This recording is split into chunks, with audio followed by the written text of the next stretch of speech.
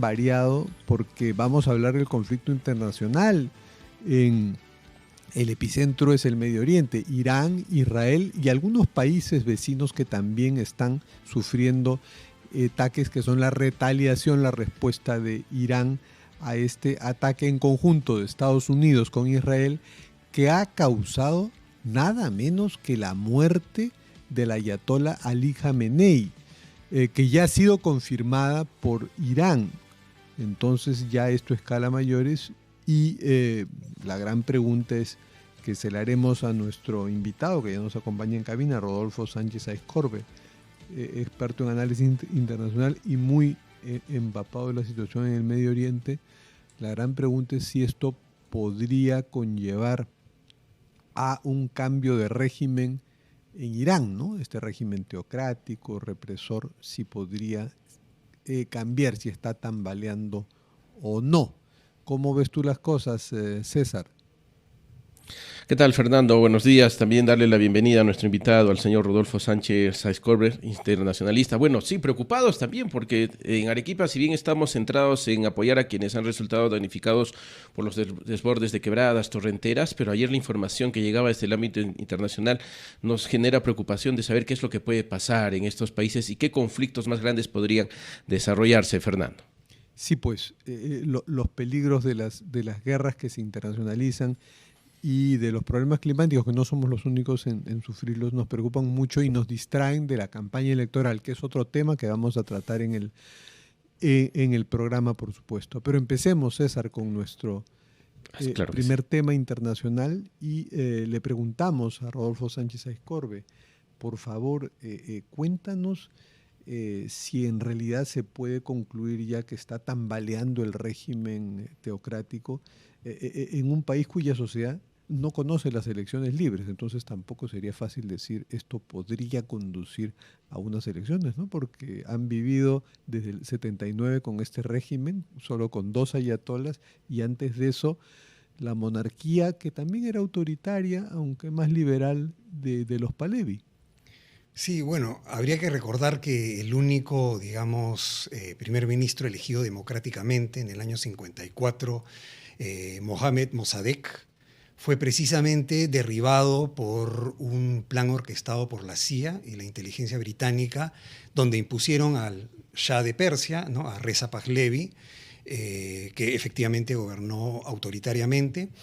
Ahora, efectivamente el régimen iraní está en su momento de mayor debilidad, tanto por temas internos, la oposición interna que enfrenta, la crisis económica, y además ha perdido aliados clave como Bashar al-Assad en Siria. Rusia, que era uno de sus aliados principales, está empantanada en la guerra de Ucrania, no puede, digamos, ayudarla militarmente. China, que es otro aliado, no se involucra militarmente lejos de sus fronteras.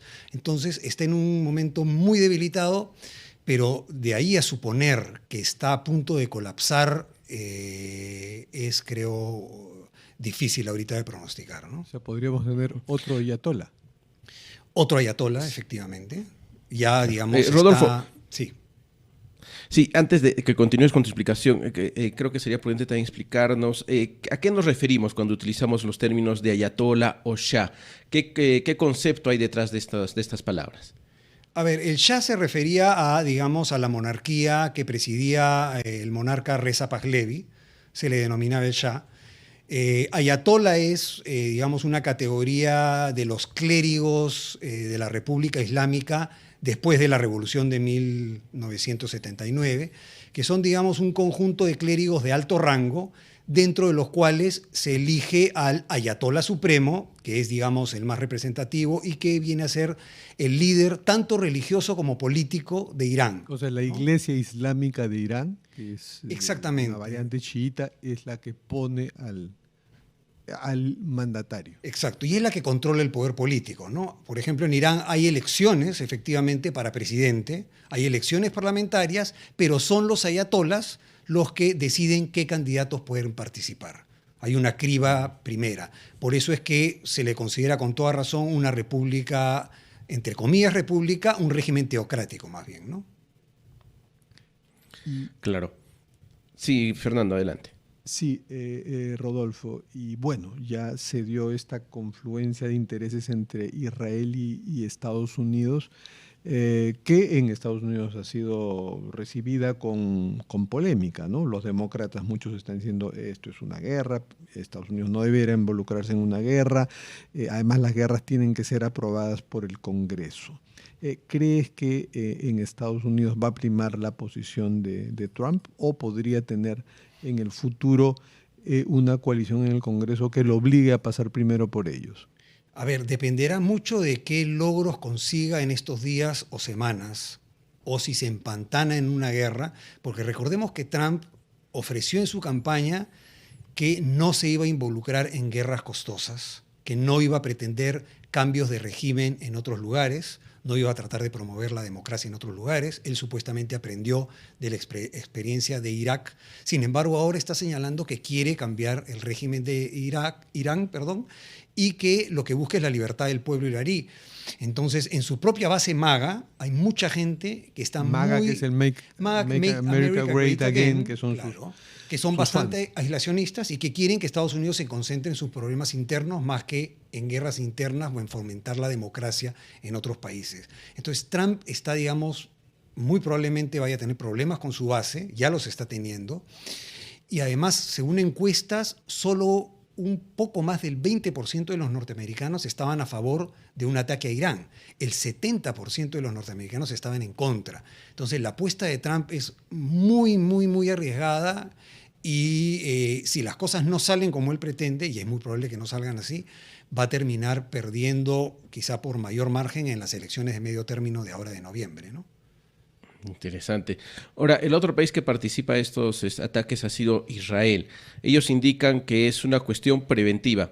¿Esto es así? Te pido que por favor la respuesta nos la des después de escuchar a nuestros anunciantes. Estamos con Rodolfo Sánchez Aizcorbe de Arequipa y estamos conversando con Rodolfo Sánchez Aizcorbe, internacionalista, y además se suma a la mesa Augusto Hernández, profesor principal de Derecho Internacional de la Universidad Nacional Mayor de San Marcos. Señor Sánchez Aizcorbe, yo le había dejado una pregunta antes de ir a la pausa, haciendo mención a esta posición de Israel que indica que estos ataques son preventivos. ¿Qué tan cierto puede ser esto? Y lo otro que también sería importante entender, ¿por qué existe esta rivalidad entre Israel e Irán que ha llevado a esta situación? A ver, entiendo, no soy experto en derecho internacional, pero que los ataques preventivos están prohibidos justamente bajo el derecho internacional. Podría discutirse si cuando se está frente a un ataque inminente podría ejecutarse, no lo sé exactamente, pero en el caso concreto no parece haber sido el caso. Uno de los argumentos era que Irán estaba construyendo una bomba nuclear. Según la jefa de la Comunidad de Inteligencia de Estados Unidos, a principios del año pasado, Tutsi Gabbard, Irán no estaba construyendo una bomba nuclear. En segundo lugar, después del bombardeo por parte de Israel y Estados Unidos a Irán, Trump declaró que se había destruido completamente el programa nuclear iraní. ¿Cómo es posible que meses después sea el argumento de que, Irán está construyendo una bomba nuclear o está cerca de construirla? Recordemos, por otro lado, que el primer ministro Benjamín Netanyahu, desde el año 1996, ha sostenido reiteradamente que Irán está a puertas de adquirir una bomba nuclear. Desde 1996 y ello no se ha materializado. ¿Y por qué hay esta rivalidad entre Irán e Israel? Bueno, en principio podría ser el origen, el Mossad contribuyó al sostenimiento del régimen del Shah de Irán, del Shah de Persia o Shah de Irán, hasta la Revolución Islámica, ¿no? Entonces, este apoyo se tradujo posteriormente en que la Revolución Islámica se convirtió en enemiga tanto de Estados Unidos, porque Estados Unidos también había apoyado al régimen del Shah, como de Israel, que había hecho lo mismo. Entonces, digamos, antes, hasta el año 79, eran básicamente aliados. Y a partir de ese momento se crea una enemistad profunda y se vuelven enemigos irreconciliables, ¿no? Sí, claro. Usted dijo Mossad. ¿A qué se refiere con Mossad? Brevemente, por favor, para que todos Mossad es el entender. Servicio Exterior de Inteligencia de Israel. Quería preguntarle al doctor Hernández, que usted es precisamente, doctor Hernández, experto en derecho internacional, ha quedado flotando en nuestra conversación este concepto de ataque preventivo, ¿no? Desde el sentido común, uno dice, bueno, si esto se admitiera, pues cualquiera que dice mi vecino ha comprado un arma, entonces como podría atacarme, en prevención yo lo ataco primero. Eso es desde el sentido común, muy así explicado de lo bruto, pero desde el derecho internacional, explíquenos esto, por favor, y qué precedentes se están dando en los últimos tiempos. Muy buenos días. Muy agradecido por la amable invitación. Yo concuerdo, iba a comentar también sobre lo que había tocado Rodolfo en relación con la rivalidad de Irán e Israel, que en realidad data de la Revolución Islámica. Antes eran aliados, el Shah de Irán era aliado de Israel y tenían una alianza insuperable. Claro que las cosas cambian ya con la Revolución Islámica, ya se vuelven enemigos por el cambio de régimen, se vuelven enemigos y siempre critican pues a la entidad sionista, ¿no? Que es como llaman a Israel. Pero volviendo a su pregunta, Fernando, en derecho internacional, en relación con el uso de la fuerza regulado por el derecho internacional, concretamente la Carta de Naciones Unidas y el derecho internacional consuetudinario, el ataque preventivo en el derecho actual, o sea, el derecho internacional moderno, no el pre-Segunda Guerra Mundial, antes de la Segunda Guerra Mundial, el derecho internacional antiguo o clásico, en el antiguo clásico estaba permitido las guerras preventivas, ataques preventivos.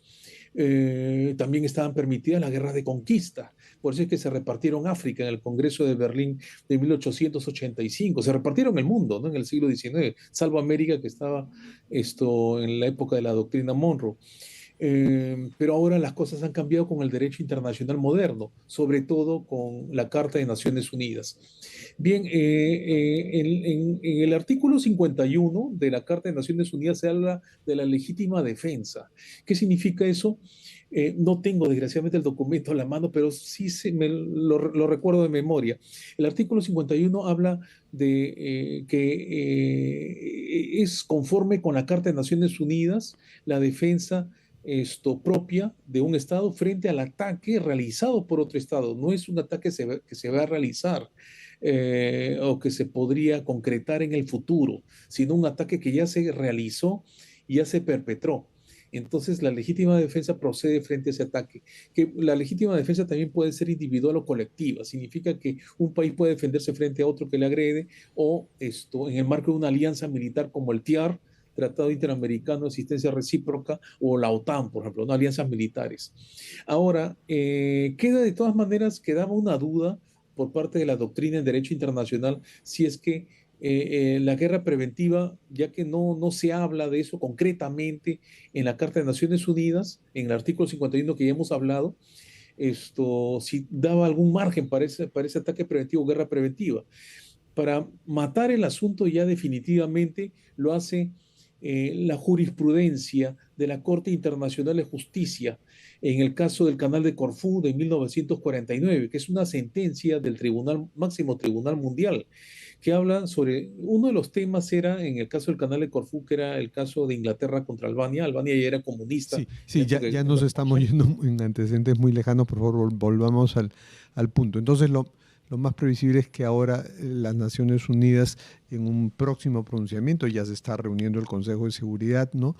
¿Qué cree usted que va a decir frente a este conflicto? Fernando, solo permítame un par de segundos nada más para terminar con la idea. La jurisprudencia entonces del caso del Canal de Corfú de la Corte Internacional de Justicia señala que los jueces dijeron eso, señala que el argumento de Inglaterra de ataque preventivo, autoayuda o guerra preventiva, que eran válidos en un derecho antiguo en donde se permitían guerras de conquista, no es válido en el derecho internacional actual, contemporáneo, moderno. Por tanto, esos tipos de argumentos sobre ese tipo de uso de la fuerza en realidad ilegal de agresión queda descartado en el derecho internacional. Entonces, la Carta de Naciones Unidas, artículo 51, y la jurisprudencia del caso del Canal de Corfú se encargan de eliminar a la guerra preventiva o ataque preventivo como un medio legítimo de uso de la fuerza. Queda la legítima defensa, uno, o el uso de la fuerza decretado por el Consejo de Seguridad de Naciones Unidas. Perdón, Fernando, sí me estaba comentando, disculpe. Sí, no, ya usted respondió lo que yo quería. O sea, ¿qué podría hacer las Naciones Unidas ahora? Bueno, que en los últimos años las declaraciones y recomendaciones no son acatadas por muchos de los países que están envueltos en conflictos. Pero ¿qué es lo que cree usted, por favor, en muy breves palabras, que va a expresar las Naciones Unidas, quizá con el voto de la Cancillería peruana a favor?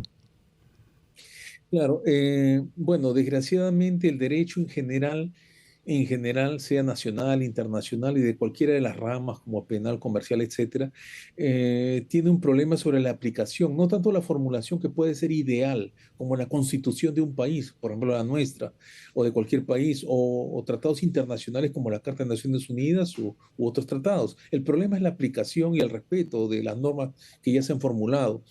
Y desgraciadamente los mecanismos para hacer valer, existen mecanismos para hacer valer, incluso para sancionar a sujetos de derecho internacional como los estados que quebranten las normas internacionales. Sin embargo, esos mecanismos son muy laxos, muy Ajá. limitados en comparación con el sistema jurídico nacional de un país. En el sistema jurídico nacional de un país, el aparato coactivo es centralizado. En el sistema internacional no existe un gobierno mundial, no existe un poder judicial mundial. Entonces, los mecanismos son muy limitados, equivalentes a lo que existió antes en la Edad Antigua, en la época de las primeras civilizaciones, a la ley del talión, es decir, que cada uno impartía justicia por sí mismo. Esa era una ley válida en la Edad Antigua y lo confirma el Código de Hammurabi, pero actualmente ya no lo es en el derecho en Claro, general.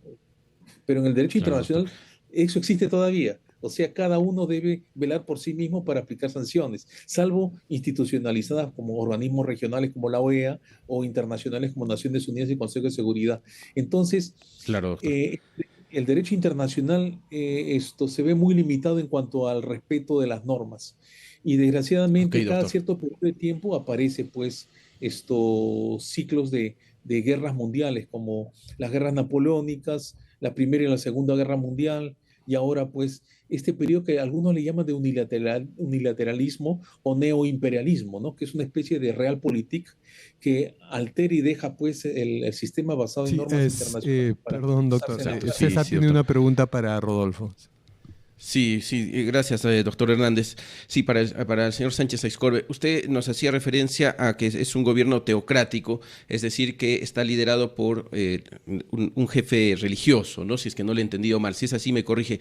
Y de ser así, en el Perú, por ejemplo, cuando sale un presidente, va el vicepresidente o el presidente del Congreso. En el caso de Irán, ha muerto justamente su líder religioso, que es también su líder de gobierno. ¿Cómo ellos reemplazan esa figura? Y si es que lo he explicado bien el tema de gobierno teocrático, o en todo caso usted lo puede hacer mejor. Sí, se reúne, digamos, un consejo de grandes ayatolás, los principales, que llegan a algunas decenas, y ellos son los que, por lo general, eligen al sucesor entre quienes consideran que tiene, digamos, las más altas capacidades, tanto religiosas como políticas, para dirigir al Estado. Si, Porque si comparamos con el Perú, señor Sánchez Aizcorbe, es como que se reúnan todos los arzobispos y elijan a una figura que va a gobernar. digamos, si el Perú fuera un régimen teocrático, en donde el clero católico elige al líder supremo, que es a la vez jefe político y jefe de las Fuerzas Armadas, se podría decir que sí, pero estamos, digamos, muy lejos de Claro. poder hacer esa comparación. Pero, digamos, es la idea, ¿no? Que son los más altos clérigos reunidos en un consejo los que eligen al líder supremo, que es líder religioso, repito, y líder político a la vez, jefe de Estado, ¿no? Estamos muy lejos de esa figura y estamos muy lejos del terreno del conflicto. Sin embargo, ahora en un mundo tan globalizado, esto puede tener efectos que lo sintamos en los próximos días, porque por el estrecho de Hormuz, que separa a Irán de muchos de los países aliados de Israel y de Estados Unidos, que son pequeños, ¿no? Emiratos Árabes Unidos, Bahrein, Qatar, Kuwait. Por allí circula más o menos el 20% del comercio mundial de petróleo. Entonces, eso debe estarse afectando ahora. Entonces, esto necesariamente puede implicar un alza del precio de los combustibles. En la medida en que dure este conflicto y ya, digamos, Irán ya ha cerrado el estrecho de Hormuz, O sea, ya ha dado los primeros pasos para cerrar el estrecho de Hormuz, lo cual implica, claro, es un estrecho de 33 kilómetros de largo, fácil de cerrar, en el que Israel, digamos, Irán tiene frontera directa con ese estrecho, y para ellos es relativamente barato y fácil cerrarlo, amenazando a los buques que pasen por ahí. Ya lo están haciendo, y efectivamente, entre el 20 y el 30% del crudo que se transporta marítimamente a nivel mundial pasa por ahí, y entre el 10 y el 20% del gas natural licuado.